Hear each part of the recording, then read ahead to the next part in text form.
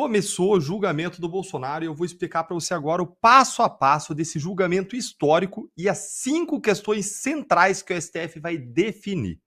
Nessa terça-feira, agora, amanhã, dia 2 de setembro, vai começar o julgamento dessa suposta trama golpista no STF e esse momento agora vai ser o ápice desse julgamento, quando os ministros da primeira turma do STF finalmente vão ler os seus votos a respeito da culpa dos réus, podendo votar teoricamente pela absolvição ou então pela condenação.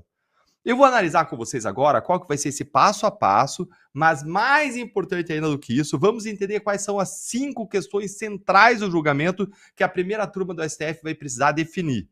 E o que eu vou te dizer agora é imperdível para você entender esse julgamento histórico, então bora lá começar com o passo a passo.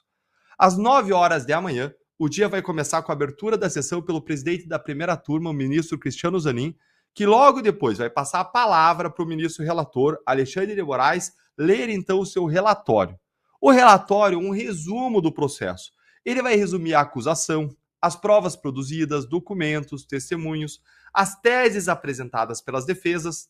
E depois disso, o Procurador-Geral da República, o Paulo Gonet, ele vai ter 2 horas para ele se manifestar. Apesar da imprensa já ter dito recentemente que ele vai ser mais rápido e ele deve usar apenas 1 hora desse seu tempo aí de 2 horas.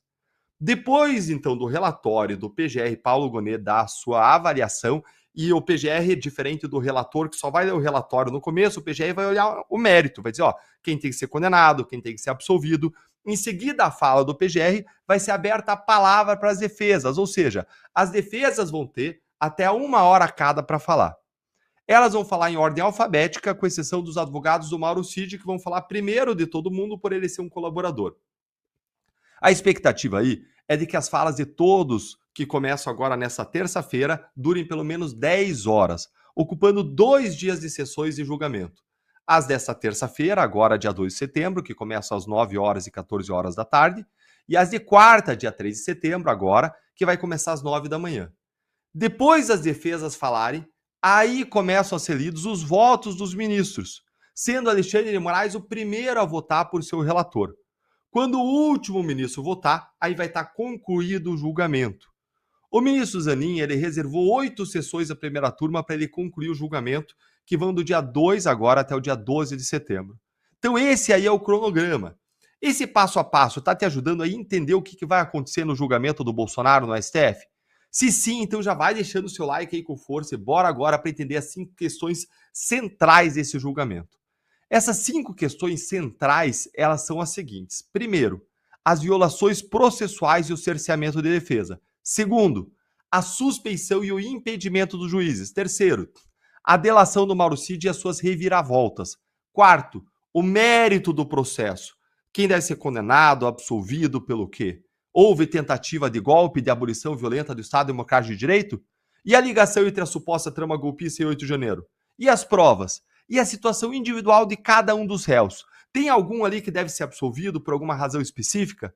E, em quinto lugar, o quinto ponto é a dosimetria da pena, ou seja, quantos anos de prisão cada um vai ter que cumprir se for condenado. Bora então entender cada uma dessas 5 questões centrais muito brevemente, olhando aqui a floresta, gente, sem descer para analisar os detalhes de cada árvore. Primeira questão, então, são as violações processuais e cerceamento de defesa. Uma das principais reclamações das defesas, desde que essa ação penal começou, foram as várias violações processuais aos direitos dos réus e ao devido processo legal, ao contraditório, à paridade de armas, à ampla defesa. Desde o início, as defesas diziam que o Moraes ele não tinha entregue todas as provas obtidas pela Polícia Federal, enquanto o Moraes ainda insistia que tinha sim. Eis que, depois da denúncia, Moraes volta atrás e diz que, olha, realmente, ele não tinha mesmo dado acesso a tudo para as defesas, e aí manda a Polícia Federal liberar, mas àquela altura a Inês já era morta. Há também o problema dos vazamentos seletivos à imprensa, do pouco tempo para análise do material antes da oitiva das testemunhas, da acariação entre os réus sem a gravação, sem a participação dos advogados, réus e testemunhas de outros núcleos da trama golpista. Todas essas violações processuais devem ser enfrentadas aí. E lembrando, esse é só o ponto 1. Vamos para o ponto 2. Segunda questão central, suspeição e impedimento dos juízes. Para mim, essa é a mais grave de todas. Essa aí já é ao mesmo tempo velha e clássica. Nós temos o Moraes, o juiz vítima dos crimes, suposto alvo dos planos de assassinato dos réus, que também é o juiz relator do processo, além de ele ter atuado como investigador e acusador, né? Aí nós temos o Flávio Dino, que é o juiz policial, porque ele foi ministro da Justiça do Lula durante o 8 de janeiro. Ele coordenou a resposta do governo federal aos atos. Ele era o chefe da Polícia Federal que investigou os atos do 8 de janeiro e a suposta trama golpista. Além disso, como se não bastasse, Dino processou Bolsonaro pessoalmente e ele já chamou Bolsonaro de diabo, demônio, satanás, filho do demônio e de outros nomes. E aí a gente tem o terceiro aí, o Cristiano Zanin, que também atuou contra Bolsonaro como advogado no próprio TSE em defesa de Lula e que é aí Lula o principal opositor de Bolsonaro.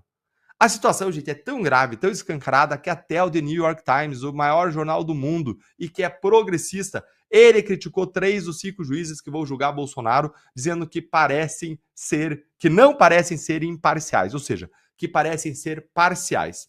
Bom, já vimos 2 pontos, as questões processuais e as questões relativas à suspeição e impedimento dos juízes. Vamos para a terceira questão central que vai ser definida, diz respeito à delação do Mauro Cid e as suas reviravoltas. O ministro Fux, ele disse durante o julgamento o seguinte, que eu separei aqui para ler para vocês. Ele disse o seguinte: vejo com muita reserva 9 delações do mesmo colaborador, cada hora acrescentando uma novidade. Mas me reservo a analisar a ilegalidade ou ineficácia dessa delação no momento específico. Pois o momento específico chegou. É agora que a delação do Cid tem alguma chance de receber pelo menos um voto de Fux pela sua anulação, depois de todas as suas discrepâncias e reviravoltas. Lembre que ela foi celebrada durante uma prisão ilegal de meses sem denúncia. Lembre dos vazamentos dos áudios de Cid espontâneos, detonando Moraes e a PF, dizendo que ele foi coagido a falar coisas que não ocorreram. Lembre da segunda prisão do Cid, das ameaças de Moraes de punir a família do Cid. Lembre da segunda leva das mensagens vazadas dele com o advogado de um dos réus. A previsão é de que o STF não anule, apesar de tudo isso, a delação, porque cairiam junto todas as outras provas decorrentes, cairia todo o processo. Então o Supremo deve manter. Contra aí toda a lógica, todo o direito, né? Como a gente já espera. Contudo, gente, mais tarde, na análise do mérito das provas, os ministros vão voltar a esse tema da delação e vão definir outra coisa. Qual que é a força probatória das falas do Cid? O quão fortes são essas provas diante de tudo que ele desdisse nos áudios espontâneos? O que tem comprovação, o que não tem nas provas, e se ele vai, de fato, também receber algum dos benefícios da delação, sendo que ele precisa ser condenado a uma pena menor do que 2 anos para ele não perder a patente de tenente-coronel e nem o salário do Exército. E minha previsão aí é de que o boi foi com a corda. É óbvio que ele vai ser condenado a uma pena maior e vai perder o cargo depois de tantas lambanças. Vamos agora para o quarto ponto central que vai ser definido, que é o mérito. E aqui a gente chega ao cerne da acusação. Questões como: houve tentativa de golpe de abolição violenta do Estado Democrático de Direito? Como houve golpe ou abolição se não teve um ato violento? Ah, mas teve o 8 de janeiro. Mas 8 de janeiro não pode ser golpe, porque era um domingo, sem autoridades, em Brasília, sem armas, sem tanques, com os chefes das Forças Armadas de férias ou fora de Brasília. É um crime impossível. E a ligação entre a suposta trama golpista e 8 de janeiro? Essa é a parte fraca da denúncia. Não existem provas que liguem uma coisa à outra. E as provas juntadas? Elas mostram que só houve um planejamento e nenhuma execução, no máximo uma desistência voluntária dos réus. Nesse momento, ainda vai ser definida a situação individual de cada um dos réus, se algum tem que ser absolvido por algum crime, por alguma razão específica, e as provas contra o Ramagem e o Anderson Torres, por exemplo, são muito fracas. Mas há uma fraqueza geral das provas em relação ao todo, a todos os réus.